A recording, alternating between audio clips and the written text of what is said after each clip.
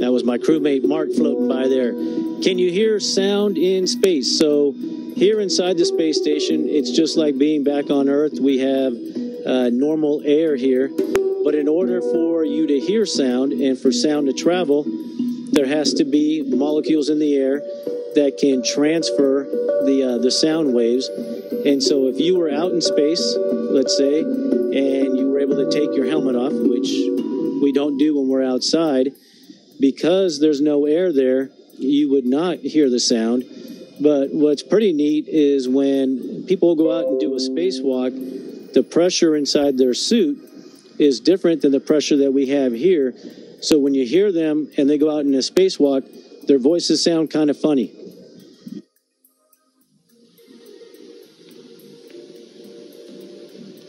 Hello, my name is Emma Hawkins. What is it like to be an astronaut?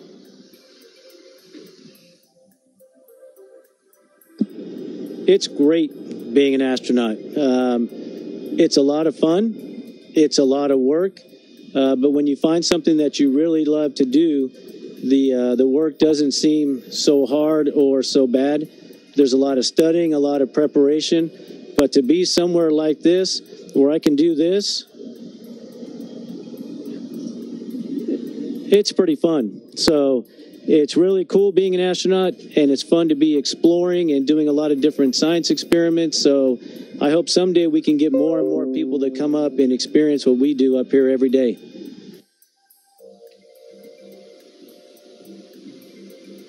Hello, my name is Haley Perry. How do you know something needs repaired on the ISS, and how do you repair it?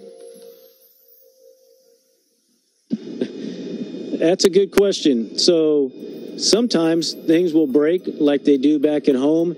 And let's say it's a fan or a pump. You might hear it that it's not working well. A lot of the equipment that we have will have various lights and indications. If something were to break, the light might flash or come on. And then we also have mission controls across the world that are looking at our equipment, and they can tell us if something were to break and need to be repaired. And a lot of times we'll go ahead and change pieces of equipment before they actually break. But sometimes things happen, and when it happens to pieces of equipment like your toilet, it's important to know and important to fix it as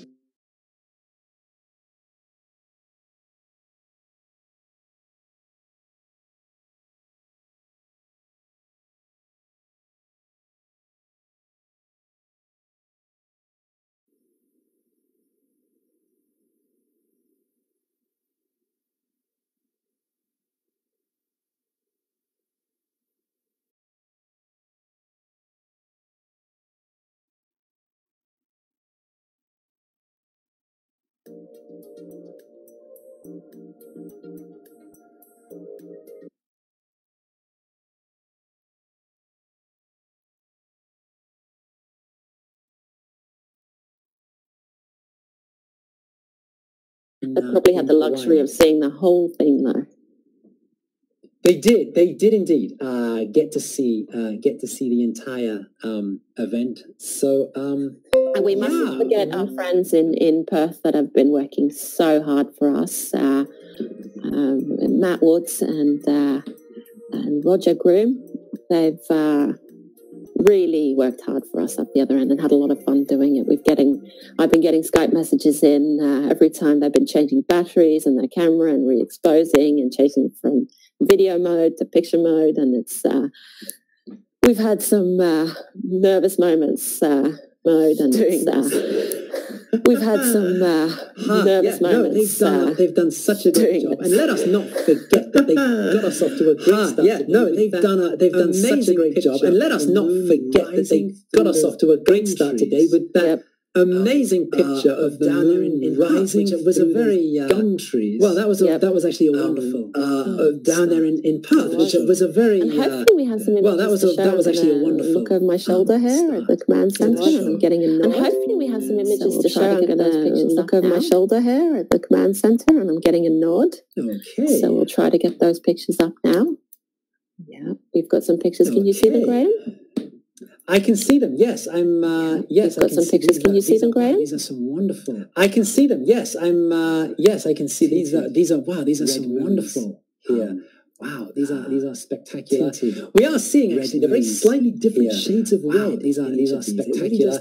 We are seeing actually the very slightly different shades of red in each of these. It really does depend on which part of the world, what kind of equipment you're using. It does give it all a slightly different phase. There's a beautiful partial eclipse phase there. Oh, again, these are wonderful images. Yeah, fantastic there. You can see the partial eclipse, and actually, yeah, we can start to see the red color was coming in on that partial eclipse picture there. These are tremendous. And did we actually see a blue band like you can sometimes see on a total lunar eclipse, or do we just get the light of it? No, I didn't see that here. Now, again, I have to say that I have been watching this on quite a small screen here, so it was possible. It was possible that I missed that there. Maybe some other people with a bigger image on their screen may have had more success with that. No, we didn't see much of it here as well. Why does it sometimes get a blue band? The blue band, this can be caused when the moon is passing, or the light is passing through the Earth's atmosphere, and as it goes through certain parts of the Earth's atmosphere, for example, like the ozone layer, it can filter the light in different ways and send slightly different wavelengths towards the moon. So you do occasionally see these little bands of color as the sunlight goes through different parts of the Earth's atmosphere. Okay. And so we've seen through these images now. I think everybody's seen them. And we might want to go back to Perth. And there we have the moon. It looks pretty normal to me, Graham. You know, the thing, Anna, that if we think back to our broadcast of the total solar eclipse in America last year, we were looking at pictures from the football stadium at Western Kentucky University, and we were very struck then at the moment of totality, when the moon covered the whole of the sun. Things went dark very quickly.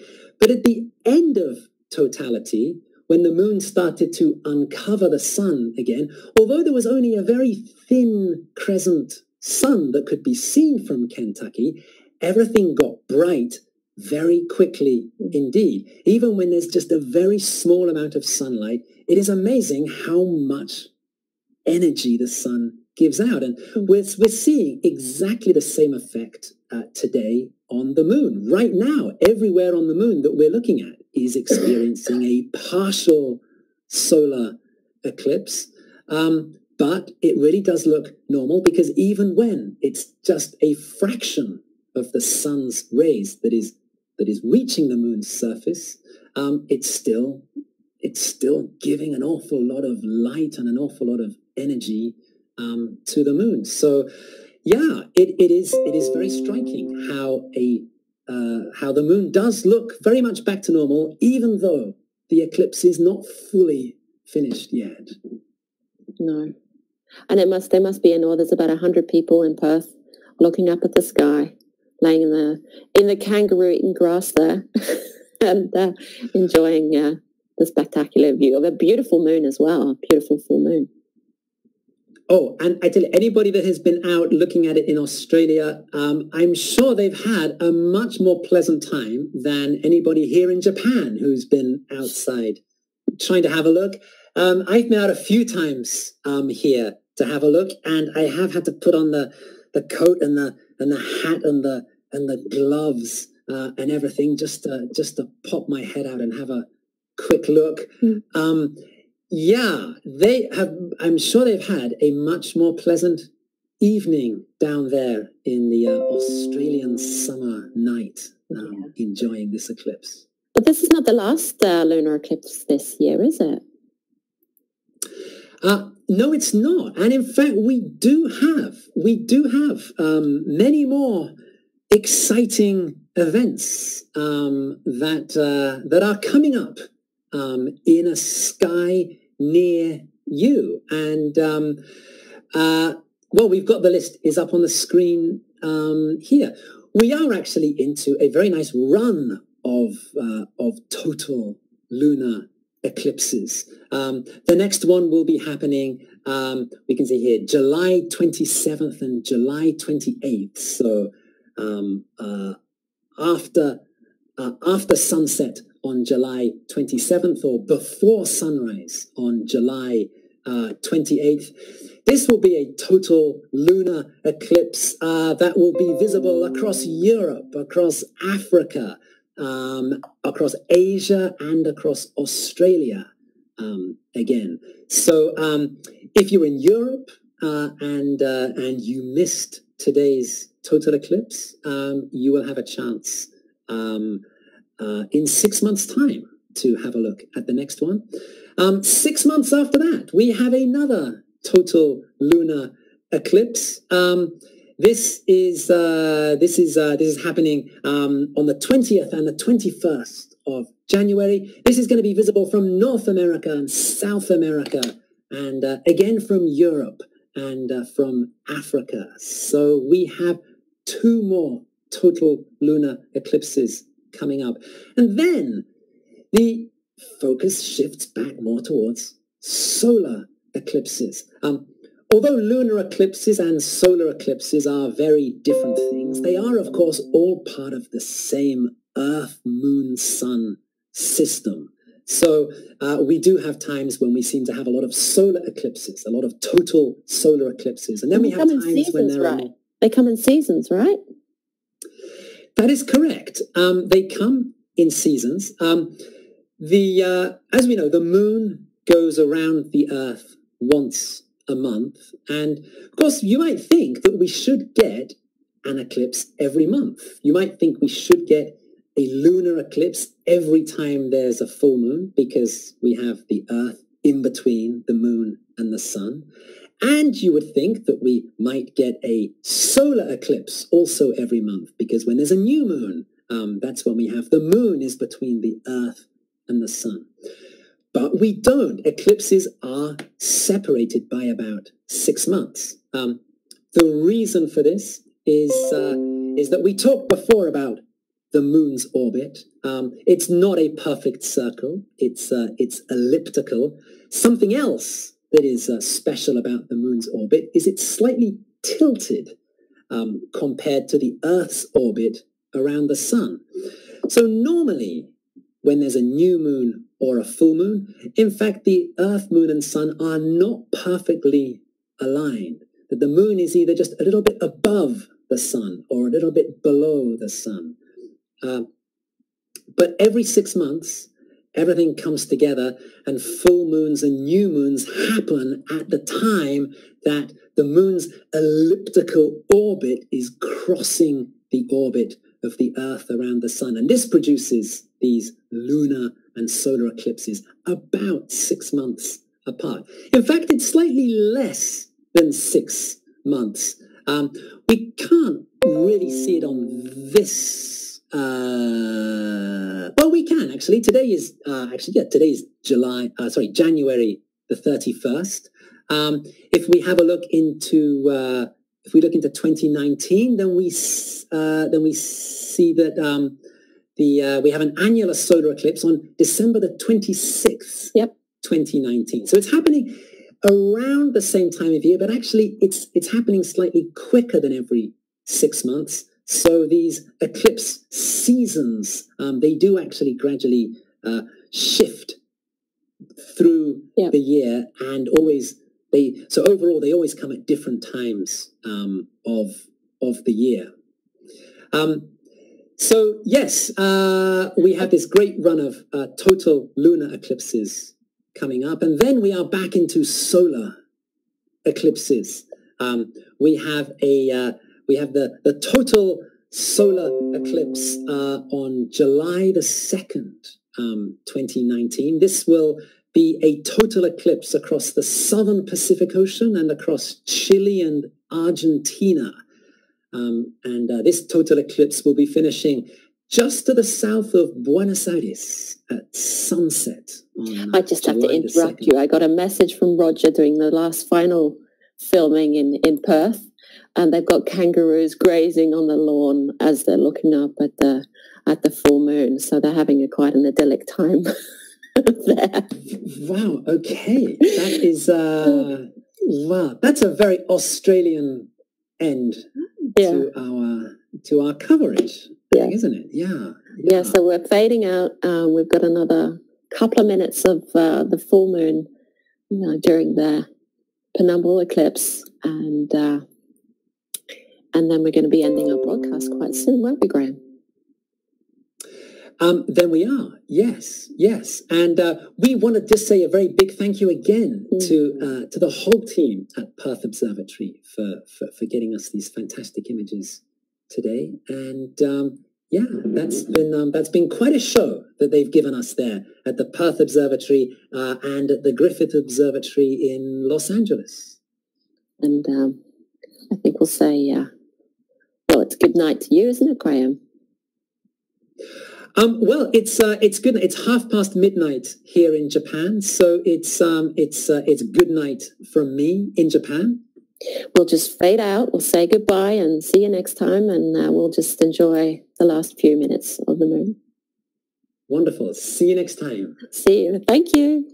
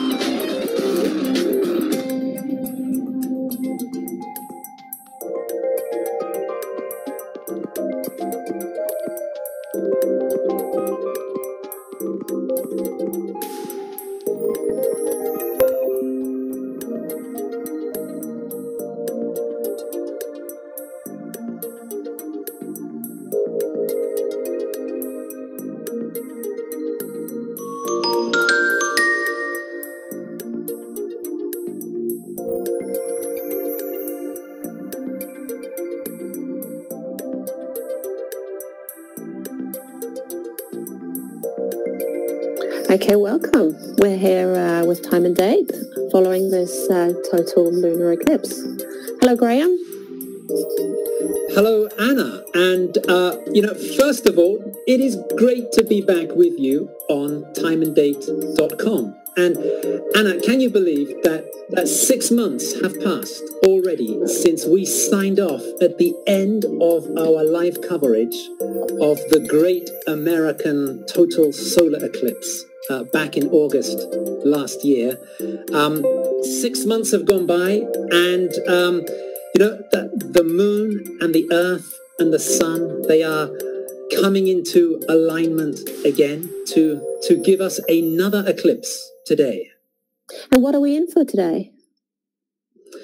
Well, today is all about the moon. The moon takes center stage today. In the past, the moon played such a central role in the life of humans. Every big event was planned around full moons and new moons. It really played this critical role in the life of humans. But, today in the 21st century, we tend to take the moon for granted. To be honest, we often forget it's there. But today is one of those days that just reminds us to look up and to appreciate the moon, because today we have three things happening. We have a supermoon, we have a blue moon, and we have a blood moon. Yeah, and we're going to get further into these things and explain what they are later on. But who's going to be able to see this? If we can pull up the eclipse map. Yeah, we've got it up now. We've got it up now. Okay, so what we're looking at here is, first of all, in the middle of the screen, we have this dark U-shaped area. This includes China, Japan, Australia, Western Pacific, and Hawaii.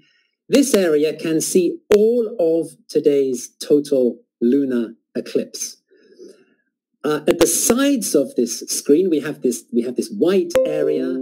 This is South America, most of Africa, and Western Europe. These areas cannot see any of today's total lunar eclipse. And then we have these bands on the left side and on the right side. Over on the right side, we have these bands going across North America. This is where the eclipse is going to be visible as the moon sets. This is in the morning of January 31st. お知らせしたいと思うんですけども、皆さんがお持ちのウェザーニュースタッチ、この中に周辺の空ってあるんですね。でこの周辺の空というのを見てもらいますと、今現在この周辺20キロ四方でどれだけの方が月が見えているかっていうことが分かります。ということで、まずしばらくの間大丈夫ですよね。じゃあ1時間後とかが大丈夫かっていった時には、どうしたらいいでしょう。西の方を見る。これ左下にですね、レーダーのようなアイコンがあるんですが、ここから100キロ先っていうのを選んで、西の方向を向けていって、And we'll be showing from different locations today, mainly from our friends at Perth Observatory. But we'll also be showing a little bit from LA and a little bit from NASA's stream, depending on if there will be clouds in front of the moon. Right, Graham? Well, that's right. Yes. So we've got some great locations today. You should say that I'm here in Japan, yes. which is in a perfect location in terms of time zone, because it is 8:45 in the evening here in Japan. It is the perfect